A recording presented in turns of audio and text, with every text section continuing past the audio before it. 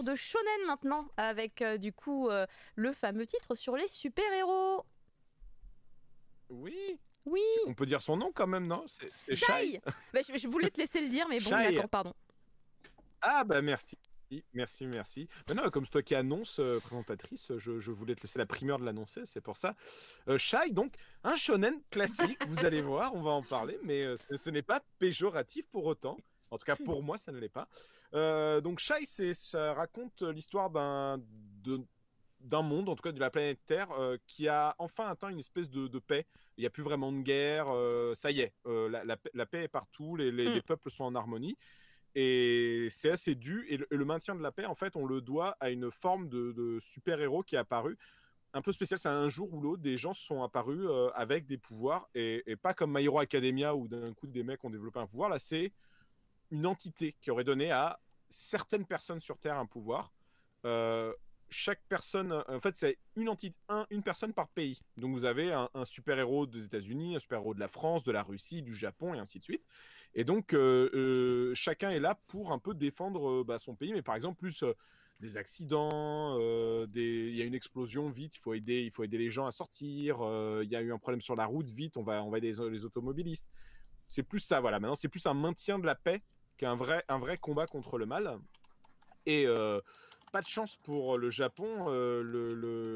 La personne qui a été choisie pour incarner la fonction de héros du Japon, c'est donc une jeune fille de 14 ans qui s'appelle Teru Momijiyama, qui a été baptisée Shai parce qu'elle est extrêmement timide et donc elle est l'héroïne timide. Elle a vraiment peur de se montrer ses pouvoirs. Pourtant, elle a des pouvoirs, comme dans le titre d'avant, Héroïne malgré moi, elle a une super force. En plus, là, elle peut voler, elle peut. Enfin, elle a quand même des capacités assez hors normes. Mais non, elle a vraiment peur de les utiliser. Et c'est bien dommage parce que la force du pouvoir des héros dans ce récit marche avec la force du cœur, c'est-à-dire la force des convictions qu'on a au fond de nous pour affronter l'adversité. Et si elle n'a pas la conviction qu'elle est une héroïne, bah peut-être qu'elle n'aura jamais assez de pouvoir pour sauver les gens. Donc, en vrai, c'est un shonen classique, c'est un shonen de super-héros, mais qui a pas mal de petits trucs assez atypiques, un peu comme justement le titre d'avant, pour que je trouve qu'on puisse lui donner sa chance. Le premier truc et non des moindres, encore une fois, ça va peut-être paraître bizarre comment je vais le dire, mais c'est vraiment positif, c'est une femme qui l'a écrit et qui le dessine. Et pour moi, c'est positif en fait de voir des femmes s'attaquer au genre du super-héros, surtout dans le manga au Japon, et surtout dans le shonen manga. J'adore voir les femmes faire des shonen en fait, parce que le manga, c'est un genre qui a été quand même très codifié par les hommes pendant longtemps. Le shoujo est un genre qui a été codifié par les femmes parce que du coup, c'était un peu leur place gardée pour qu'elles puissent s'exprimer. Et maintenant, depuis maintenant une vingtaine d'années, on a un vrai développement du manga. On n'a pas encore beaucoup d'hommes qui font des shoujo, mais j'espère que ça viendra. Et à l'inverse, on a de plus en plus de femmes qui font des shonen et des seinen. Et je rappelle que l'un des shonen les plus populaires et les plus importants économiquement parlant de ces 20 dernières années, c'est une femme qui l'a fait, c'est Fullmetal Alchemist. Hein. Ah pardon, ah oui, il y a Demon Slayer, pardon. Kimetsu no Yaiba aussi. Excuse-moi, en fait, en vrai, Caro, excuse-moi, mais je ne vais pas mettre Demon Slayer à la place de Fullmetal Alchemist. J'ai cru qu'on était dans l'actualité. J'ai cru qu'on était dans l'actualité. Moi aussi, j'étais là. Bah oui, Kimetsu no mais- Yaiba, mais- évidemment, Demon Mais Slayer. Fullmetal, évidemment, oui. Oui, totalement, non, oui, mais- bien sûr. Mais bien sûr, non, mais ça n'enlève pas du tout l'impact de Demon Slayer. Moi, c'est juste que pour moi, Hiromu Arakawa la meilleure, c'est pour ça. Et C'est dans pas le grave. 13 Bon, actualité, t'as Blue Period. Blue Period est dessiné par une femme aussi. c'est un pas le seinen. même genre de shonen C'est un seinen. Neketsu, Tout mais à fait. c'est un seinen. Mais en revanche, oui, c'est super intéressant de voir ces trucs-là approcher. Mais du coup, c'est super intéressant de voir une femme essayer de s'approprier le genre du super-héros. Et on pourrait croire au pitch et à la cover que c'est très gnangnan, et ça ne l'est pas. C'est-à-dire que vraiment, là, j'ai essayé de mettre des pages un peu badass avec des trucs un peu glauques aussi pour vous montrer ce qu'elle peut représenter. J'ai pris ce parti pris de spoiler un tout petit peu quelques pages parce que ça arrive pas tout de suite dans le récit, ces pages-là, pour vraiment vous montrer la puissance de la mise en page de l'autrice vis-à-vis des pouvoirs et de son héroïne. Et je trouve ça super intéressant parce que du coup, en tant que lectrice déjà, en tant que lectrice de récits de super-héros et de shonen, elle se dit bah il y a pas assez de femmes et donc là, Shai c'est principalement que des personnages féminins. Il y a des personnages masculins, mais ils ne sont pas extrêmement importants. C'est plus des personnages féminins, les personnages centraux pour l'instant.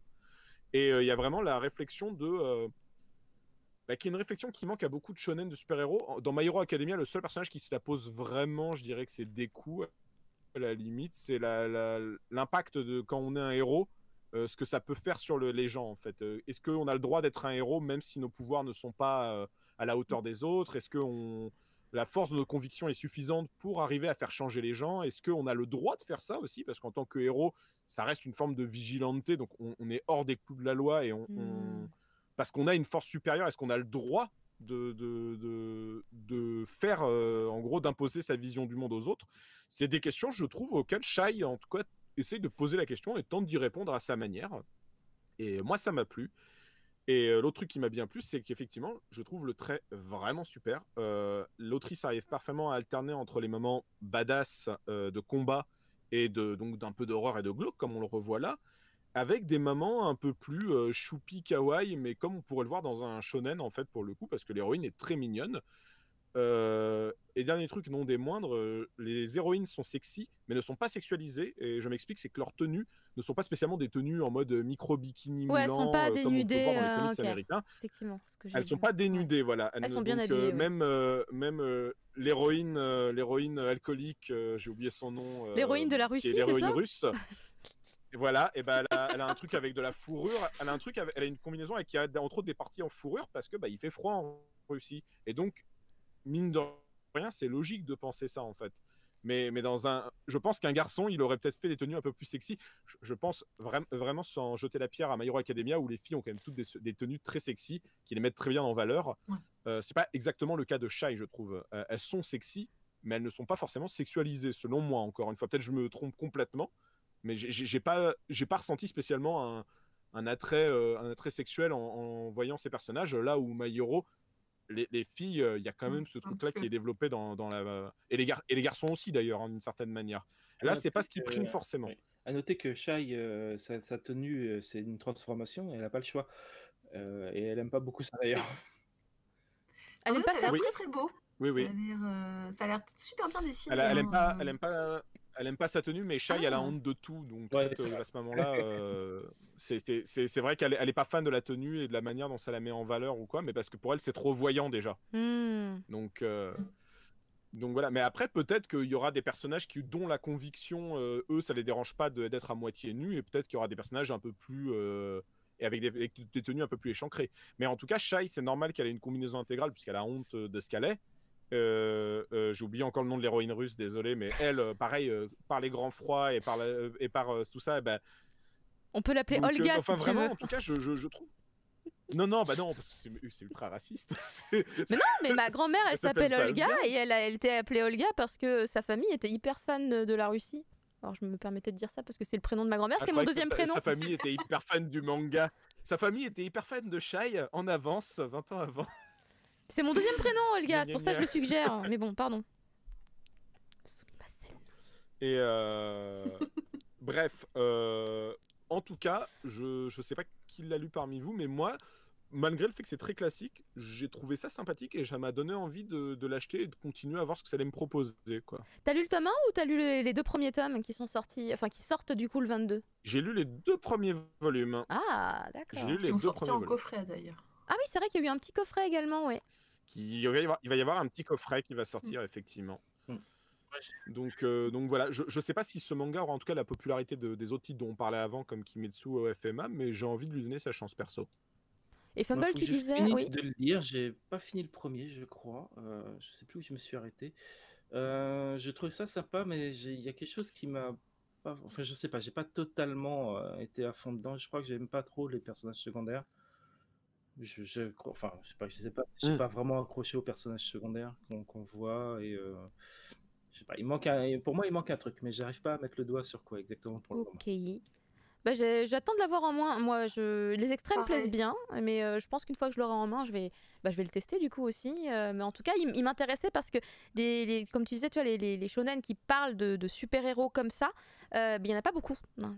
Par My Hero Academia, finalement, tu vois, il n'y en a pas trop qui tentent l'aventure. Surtout que My Hero Academia, c'est un peu un pilier maintenant, c'est-à-dire qu'il a amené clairement le truc et je pense que pas grand monde n'ose se confronter à lui, et donc je trouve ça même, en plus je trouve ça super que quelqu'un ose essayer de ressortir un manga de super-héros parce qu'il n'y en a pas beaucoup, et de pas faire du My Hero Academia, ce que je trouve encore mieux, quoi. Parce que, en plus, voilà, c'est super-héros, mais pas forcément américain, parce qu'il y a ce délire un peu Ancient Time, c'est vraiment les Oui, tokusatsu, la quoi. Ils ont des transformation, anneaux de transformation, il faut les effectivement. claquer, faut les claquer pour se transformer, donc il y a ce côté quand même japonisant dans le délire. Et voilà, et je suis resté très évasif sur de quoi parle le récit plus en détail, mais vous allez voir que même le méchant, ou en tout cas les antagonistes, sont assez originaux pour ce genre de récit, quoi. On est quand même sur quelque chose, je me suis dit, ah ouais, d'accord, on est sur ça comme méchant. Voilà. Ok, bah merci beaucoup parce qu'avec moi on va repartir sur quelque chose de beaucoup plus classique, mais pas moins mauvais.